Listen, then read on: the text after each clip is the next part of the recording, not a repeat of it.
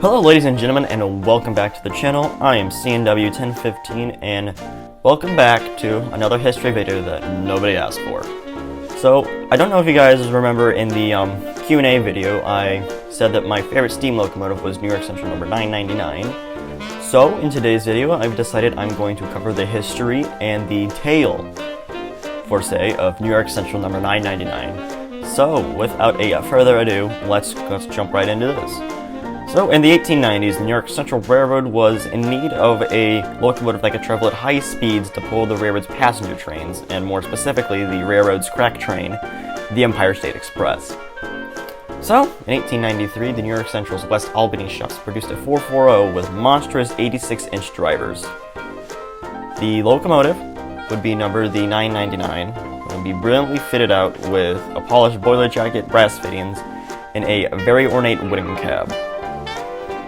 The 999 would be immediately pressed into service onto the Empire State Express, but shortly after the engine was built on May 10th, 1893, the 999 would allegedly break the 100-mile-per-hour speed barrier, traveling allegedly 112.5 miles an hour between Buffalo and, forgive me if I'm pronouncing this wrong, I believe it is Batvata, New York. If I mispronounce that, I'm so sorry.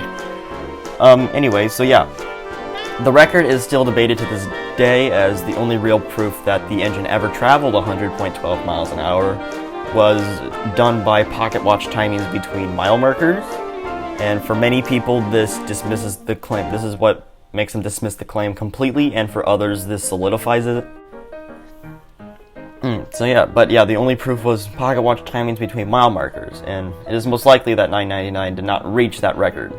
However, the claim would immediately make the 999 famous as one of the most famous. It would instantly become one of the most famous locomotives in the country at the time.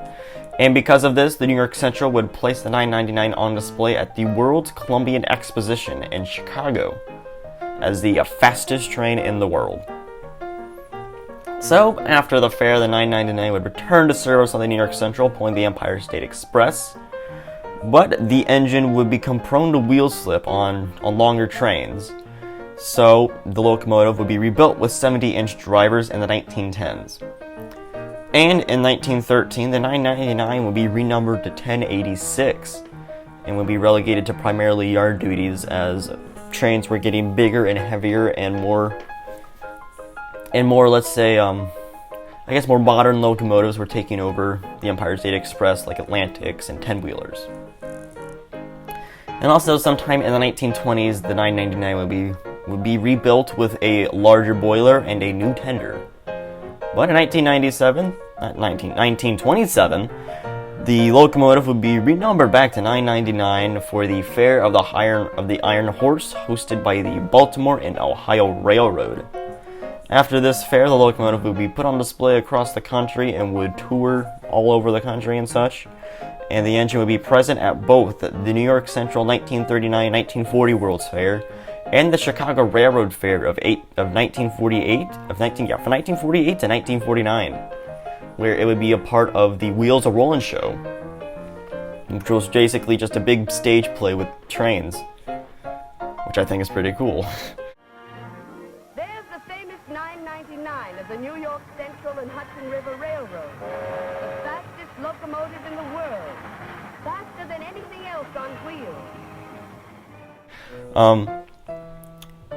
Once again, after all the fairs and such, the 999 would be retired off the New York Central in 1952 and relegated to minimal yard service.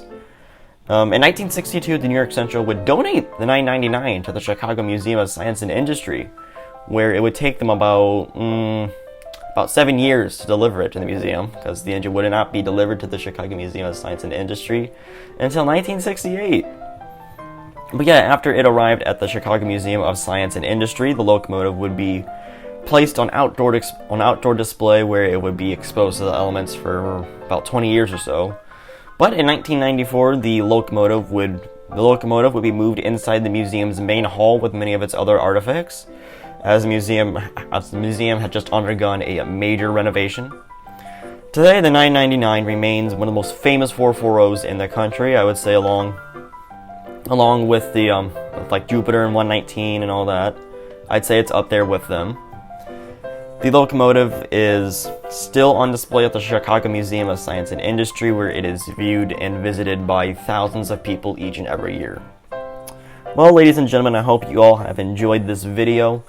As I did mention in the Q&A video, there is an announcement. I am making an announcement video coming out soon. That should come out probably sometime in the next week to 2 weeks, as I am going to be very busy for the next week. So I wanted to get this video out before I would be very busy in the next week. So I hope you all have enjoyed this video. Don't forget to leave a comment and subscribe to the channel for more quality content. This is CNW 1015 signing off. Have a wonderful rest of your day.